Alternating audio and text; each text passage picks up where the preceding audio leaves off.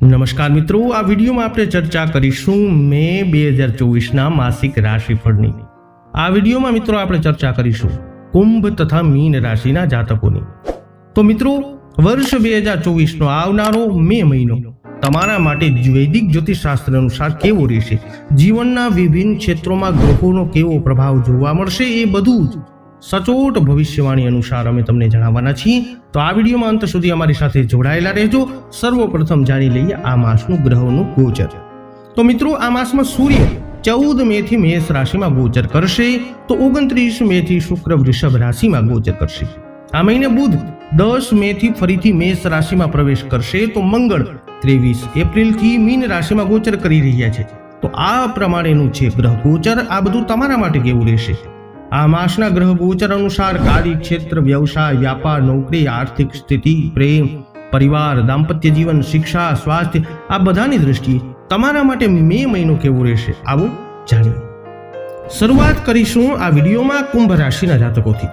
તો કુંભ રાશિના જન્મેલા લોકો માટે આ મહિનો ઉતાર ચઢાવથી ભરેલો રહેવાની સંભાવના છે। તમારે તમારી આસપાસના સંજોગોને ધ્યાનમાં રાખી અને આગળ વધવું જોઈએ અને કોઈ પણ નિર્ણય લેવો જોઈએ। જો કે સૌથી સારી બાબત એ છે કે તમારી નિર્ણય લેવાની ક્ષમતામાં આ મહિનામાં સુધારો થશે। તમે કોઈ પણ ક્ષેત્રને ફાયદા અને ગેરફાયદાને જોયા પછી જ કોઈ પણ નિર્ણય લેશો અને તમારા અભિપ્રાયને સરળતાથી બદલશો નહીં। આનાથી તમને ઘણો ફાયદો થશે। આ મહિને તમે આવા કેટલાક નિર્ણયો લો, તમે એમાં પગલાં લઈ શકો છો જેનાથી તમારી આસપાસના લોકો આશ્ચર્યચકિત થઈ જશે, પરંતુ આ તમારી વિશેષતા છે। તમે આ ગુણ માટે જાણીતા છો। તમે કેટલાક કામમાં તમારો હાથ અજમાવી શકો છો જેમાં ઘણી મહેનત કરવી પડશે। કારકિર્દીના દૃષ્ટિકોણથી આ મહિનો ઉતાર ચઢાવથી ભરેલો રહેવાની સંભાવના છે।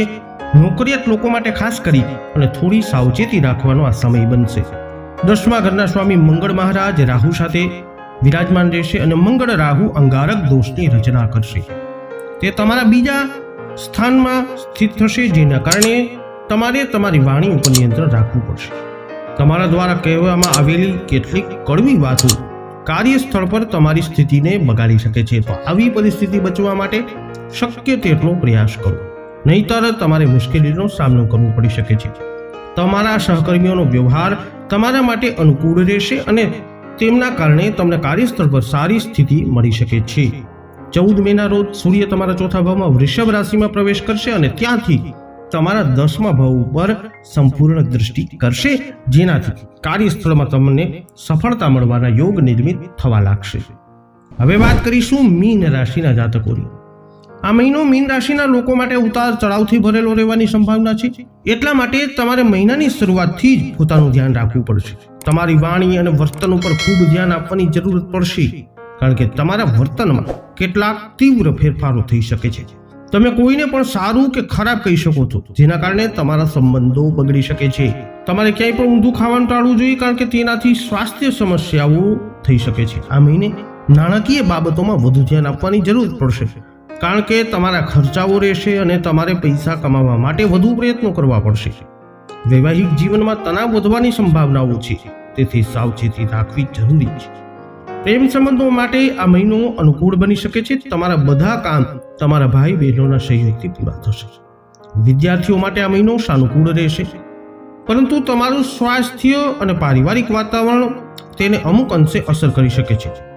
જો કે પારિવારિક વાતાવરણ સહાયક રહેશે, તેમ છતાં તમારે તમારી બાજુમાંથી કોઈને ગુમ કરવાનું ટાળવું જોઈએ। કારકિર્દીના દૃષ્ટિએ આ મહિનો મધ્યમ ફળદાયી રહેવાની સંભાવના છે। નોકરી કરતા લોકોને તેમને સારા માટે કામ ભેટ મળશે। તમારી સાથે કામ કરતા તમારા સાથીદારો તમને પૂરો સાથ આપશે અને તમારા દરેક કામમાં મદદ કરશે, જેના કારણે કાર્યસ્થળ પર તમારી સ્થિતિ અનુકૂળ રહેશે અને નોકરીમાં તમારો પ્રભાવ સારો રહેશે। 7મા ભાવ, 9મા ભાવ અને 11મા ભાવ પર ગુરુ મહારાજની સંપૂર્ણ દ્રષ્ટિ થવાથી તમારા ઘણા કાર્યો સિદ્ધ થશે।